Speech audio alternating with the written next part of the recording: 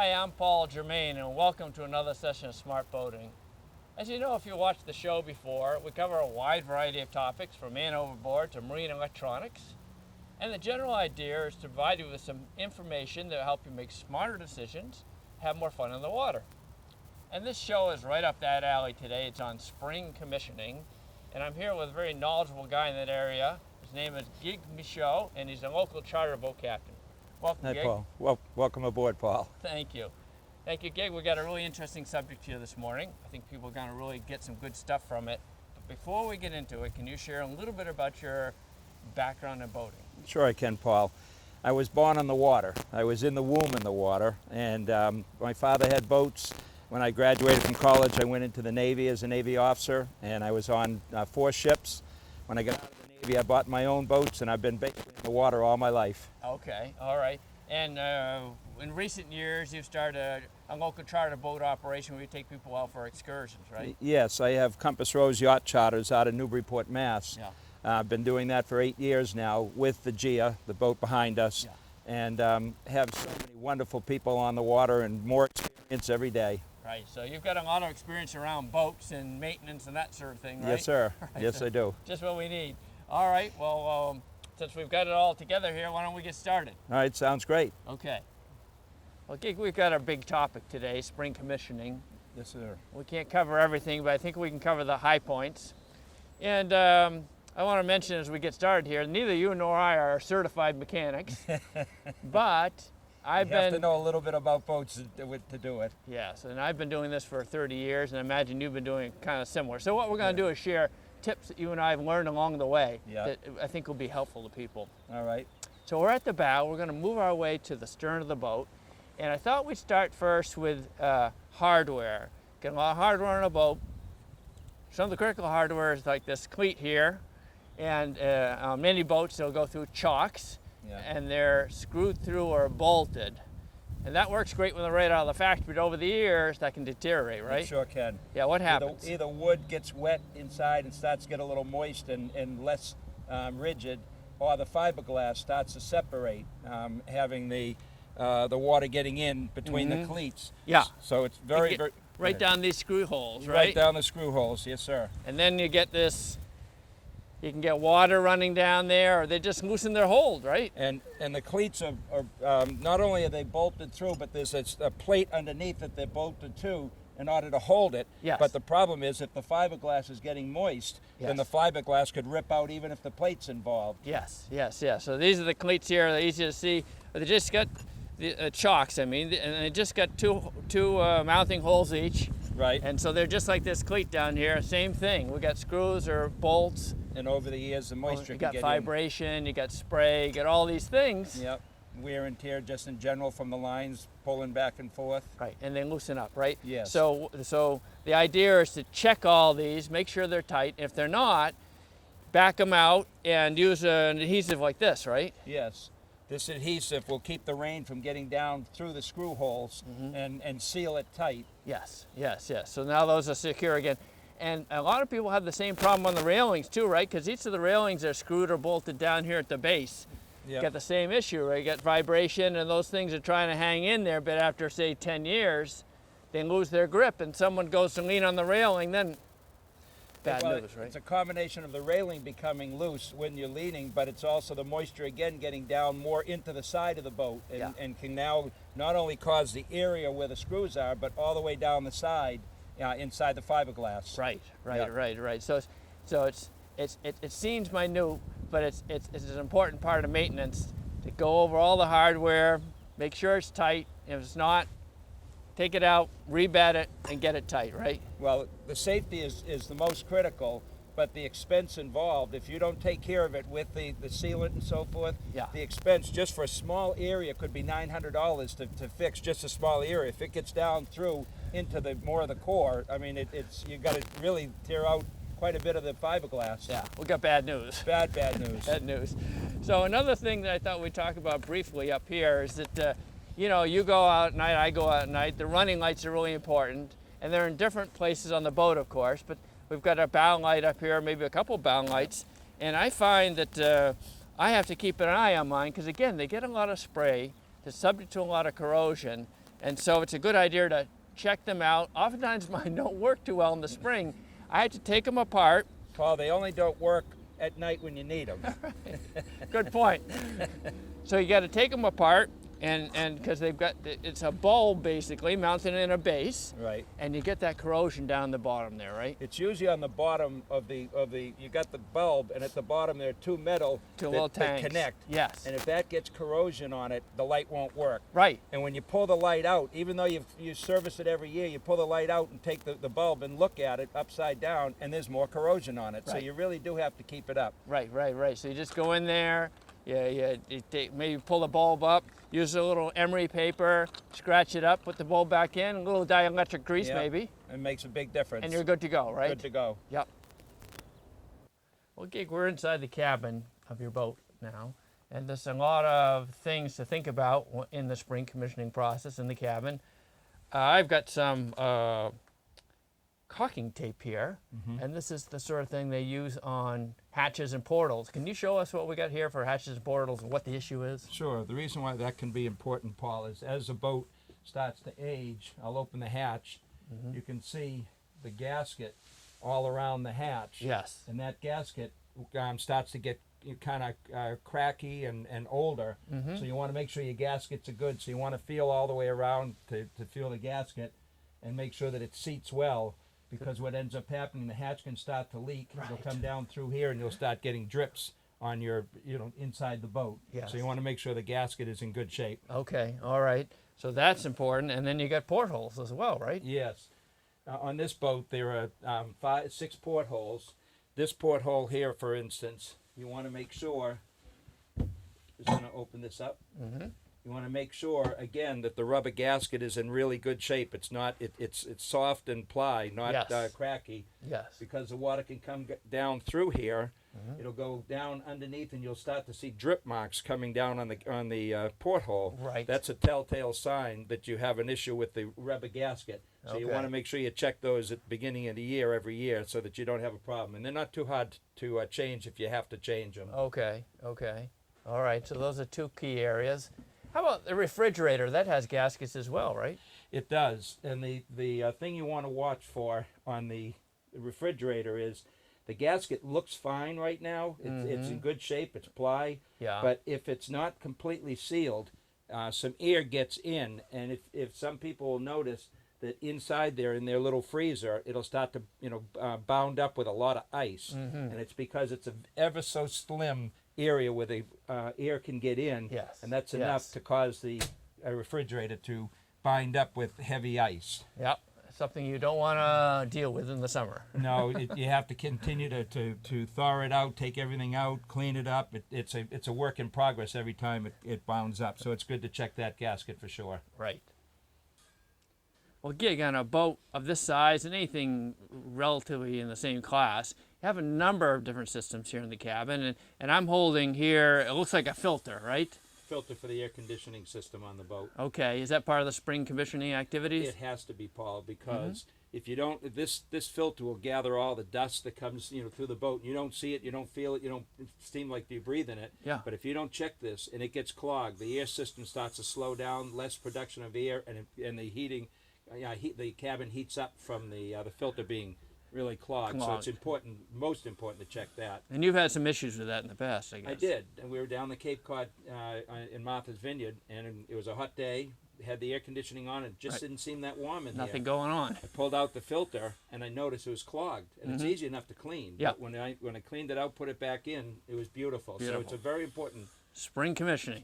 Spring commissioning. Put that in your checklist. And let's look at another system here. We got the hot water system in here, and we're going to see if the camera can pan in a little bit. I've got a couple larger hoses coming in here, and they lead into a grid work of smaller hoses and valves. So what should people keep in mind in terms of spring commissioning activities in this area? In this area, you want to check the hoses. One hose comes from the engine, and that heats up when you're underway. And then when you come into port, then the hot water tank is on. Then the other hose supplies the boat with hot water. Yes. So you want to check the pliability of it. You want to make sure they're not getting old and cracked and so forth. You also want to check all your connections here to ensure that the piping and the plastic, is plastic like you say, bouncing and so forth, can Yes. start to crack, Yes. and that can seep the water out, and you can lose, you know, the hot water system pretty easily. The other thing is you want to make sure you have a series of valves. You want to make sure they're going along with the direction of the piping. The correct And direction. the reason yes. for that is if you don't have that on in the proper direction, you can end up heating up the element and burning the element out. Okay. And that's a very expensive fix. It's basically a whole new hot water tank. Bad news. Bad news. Bad news. Okay, so we put that in our spring commissioning list. Let's look up here. We got a pretty sophisticated looking electrical panel. Now, there's not a lot to do there, I don't think, but some of the stuff is important. What are some of the key points of what you focus on there? Well, this is where you read your batteries to see how your batteries are. And up here, I happen to have 3 different systems on this boat. So you want to check the first system, make sure the battery's charged. It's all the way up. The second system, the third system. If you went to check the first 2 are good and the third one is not, you've got maybe some cracks in the batteries, which we'll check on later on. Right. So you want to check that. Okay. And you want to make sure that you want to. What I do is I unscrew and I open the panel up and I Yes. check all the connections in the back of the panel, because you can't see anything. It looks beautiful right now, nice Right. and clean, looks nice, but there can be corrosion Right. on the wires. So you want to make sure you've taken care of that. Okay. Well, Gig, you know, the electrical system is super important on a boat. Incredibly. And a lot of the stuff comes together at the helm area. I know on my boat, there's a little access door on the opposite side of the helm, and I can open that up and see the connections. And I think it's a really important part of the spring commissioning, because a couple of years ago I opened it up, and the mice had built a nest the size of a little snowball in there out of a paper towel over the winter. Wow. So I said, boy, if I fire that puppy off with all those electrical connections, I could have a fire here. You could. Very bad news. So I always put that high on my checklist of things to do. How about you? How do you handle that? Well, what I do is I'm going to open the helm compartment and show you where all the wiring is. Okay. Because obviously, if you're out at sea and you have a wiring issue, there is no way to turn. You're at sea. You're Yes. calling Towboat US at that point. Right. So as you can see inside, the camera's probably getting a good view of the wiring. Yes.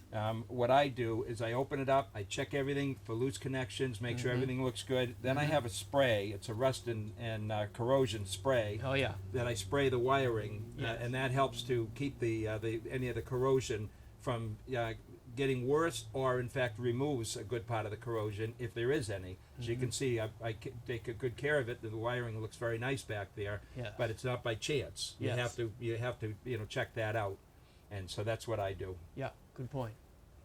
Well, Gig, you know, we've been talking about electrical systems, and what I find, a lot of boaters do, I think, that the ability to call for help if necessary through VHF is really important. And I notice on my boat that I get a lot of spray when I'm out, and it tends to gravitate to the connection, the antenna connection or the power connection for Right. my fix of VHF. So that's an important thing to have on your checklist, right? Absolutely. The two-way radio is critical. There are many times you're too far out. Everybody has a cell phone now, Paul, Yes, but they're yes. too far out and they lose the ability to contact anybody with the cell phone.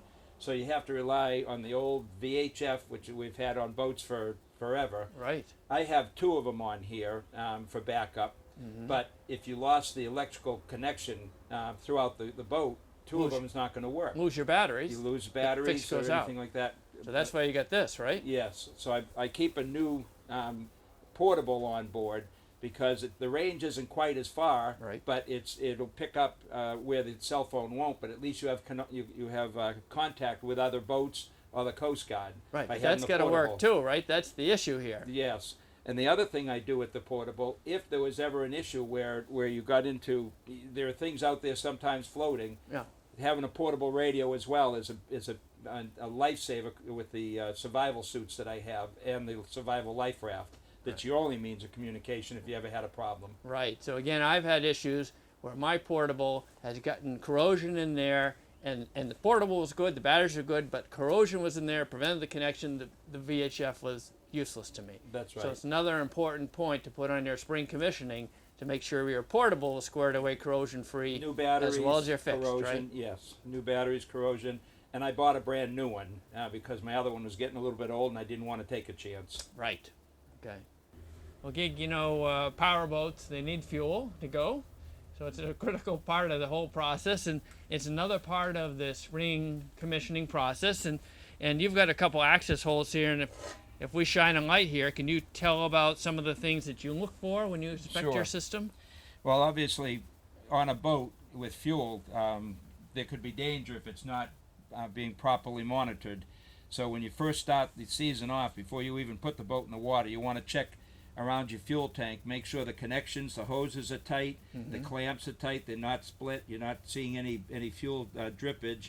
You want to put your nose kind of down near the tanks and smell to make sure that you're not getting any fuel smell, because that'd be the first sign. And it's not the fuel that would explode, it's the vapors that will explode. So you want to make sure you're not smelling any fuel. Then there are connections in here, Paul, grounds, Yes. to make sure that if lightning were to hit the ground, you know, eliminates the lightning from getting to a fuel tank. So you want Okay. to check your grounds, make sure they're all connected in Right. both compartments. And the gaskets too, right? Because oftentimes I know that they combine dissimilar metals between the gas tank and the fittings. Yes. So they put gaskets in there. It's really important those have good integrity so you don't get any sort of corrosion in there, right? Right. And if there was that corrosion, you would start to perhaps get that smell, because it would start to, compromise the connection. Yes. Yes. Well, Gig, you know, as part of the electrical system, batteries play a key part, and you've got a number of on this boat. We've got to check a number of different things, whether it's the fastenings are clean, the batteries are charged. What are some of the things you check on? Well, the first thing I do is I take the connections off. I clean them. Yep. I put a little grease on them. Yeah. I put the connections back again. Okay. And you want to make sure they're covered. If you notice on the batteries, there's a black covering and a red covering, because you don't want anything to hit it with metal and Right. shot out the battery. Short So you out want the to make battery. sure those connections are good. Yeah. And you want to actually check all around the battery, Paul, because I had a situation where the battery was showing charge, but it was actually split open on the side. Yes. And when it put load on it, Yes. it didn't function. Right. And everything checked out fine until you noticed that, and then found out the battery was no good. Right. So you want to not only check the connections, etc., but you want to check all around the battery and make sure that there's no cracking or breaking up from the winter, etc. Okay. So make sure those terminals are clean and tight. So batteries are an important part. I've got here a small bilge pump. I'll put down in the same general area. Bilge pumps are great. I mean, if you got a good battery and you got some good wires, these things throw water like crazy. My experience has been, this is one of the ones off my boat, it's a little self-sensing, and it's a small bilge pump, and it's got a small screen. Yeah. So it's very easy. Everything that comes into the boat ends up in the bilge, and then it ends up in the stern at the transom, which is where this pump is. That's right. So this can be something this is something I have to clean every year to make sure that just the screen is clean. Do you have issues like that as well? I definitely do, Paul. I've got quite a large bilge down here, and workers come in, they're working on the engine, they drop little cardboard or whatever that can get sopped up by the water and expand, and then it gets sucked into there, and all of a sudden you think the bilge pump's working, but it's not. It's not. So you want to definitely check that the drain, and check your bilges. I put my hands way up where I can't see. Yes. And feel everything, because there are nuts and screws that can get caught in there and so forth. So you want to check your bilge really well and make sure it's clean. Yeah. Let me hand you some wiring. Maybe the camera can focus on you for a minute or two while you talk about the wiring. What are some of the important points there? Throughout the boat, you have wiring systems everywhere. I know your camera can't get all the way in here, but the boat has Right. wiring everywhere. Right. And you really want to make sure these connections aren't split, because if you see the connection slipping off and you see some of the wiring underneath the connection, that's ready to go if it Yes. hasn't already. Right. So that's a really important part. And you also want to make sure that it's not leaning against something, because over time you can rub and the wiring, becomes loose, and now the wire is actually exposed and can short out whatever it's wired to. So you want to make sure all your wiring is clear of any of this type of a scenario where it rubs and wears out. Boat is constantly rocking, constantly moving, so is the wiring. Put a lot of machinery under the hood of a typical boat. Yep. And they really appreciate cold water, most of them. So hoses are a particularly critical part of a spring inspection, right? Absolutely, especially the hotter hoses, because they expand a lot and contract, expand.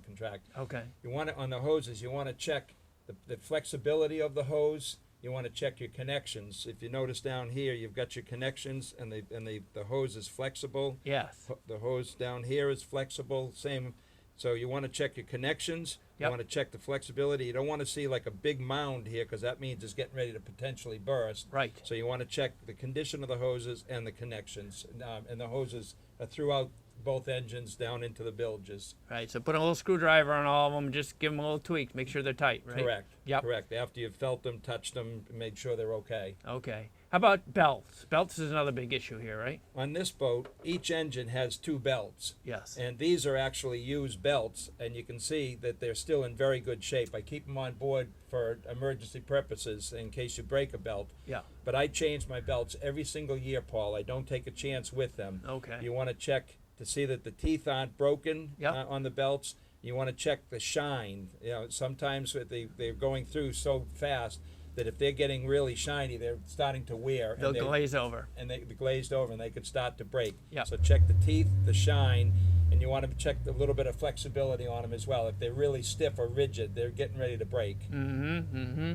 And the only other thing I thought we might group into the section would be fluids. There's oil, there's power steering fluids, there's a lot of different fluids that oftentimes passes through the various tanks and hoses, right? Yes.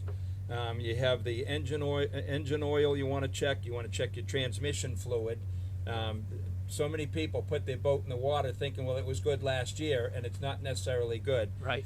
I have my oils changed twice a year on the boat, but you want to check that. You also want to check your fluid for the overflow and the amount of antifreeze you have in your boat. Mm-hmm. Those are the 3 obviously critical ones. The transmission fluid, the engine oil, and the transmission fluid. I mean the antifreeze. Okay. Okay.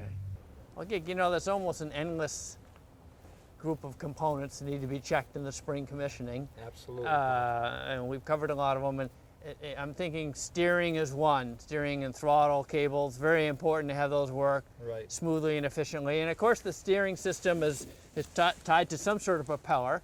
This is the propeller off my outdrive here. And you want to keep this in tune. In other words, you want the prop shop to look at it every now and then to make sure that the cup of the blades is correct and there's no bends. And what are some of the other things you look for? Well, sometimes you can catch little pieces of wood when you're flying along in the water, and it can put a little dent or a chip, or maybe even bend the prop a little bit. And with the RPMs that a prop goes, you'll feel a vibration in the boat, and you know something is wrong. So you want to check it before it goes in the water to make sure it's good to start with, and hopefully it stays that way. Yes, yes. And also, this prop had some work done onto it, and the dimensions changed a little bit. So when you go out for prop work or something like that, make sure that when it goes together again, it goes together the way it's supposed to. Just keep aware, keep conscious about that. Now, you know, you've got some zincs there, right? Yes. If you notice these zincs, this was last year's.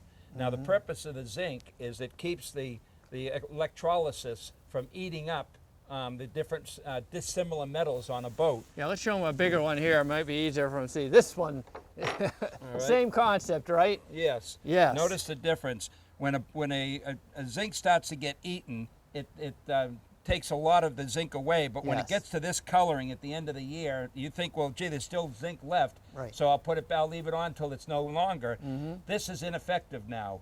It's gone, it's done its work. You can see the difference with a brand new zinc. So you don't want to try to save a zinc for a couple dollars, because you'll do a lot of damage on the boat if you do that. Change your zincs every year, all of them. Well, Gig, you know, it's hard to believe, but it's time to wrap up the show today. And we did cover a lot of, I think, more important items on the spring commissioning list. Right. We started at the bow, and we moved back to the hardware and the helm and the electrical and the shut-off valves. A lot of, I think, really important points. But is there anything you'd like to add before we close out the show today? Well, just that by doing what we showed them to do today allows them to have a much safer opportunity out on the boat. You don't want to have the breakdown on the water. You want to find it here. And what we showed you today goes a long way to making sure you have safe boating when you're underway. Right, great. Thank you, Gig. All right, thank you, Paul. And thank you, Smart Boating viewers, for joining us today. If you have questions or comments, or if you just want to watch another show, come visit us on our website, www.smartboatingus.com. Thank you.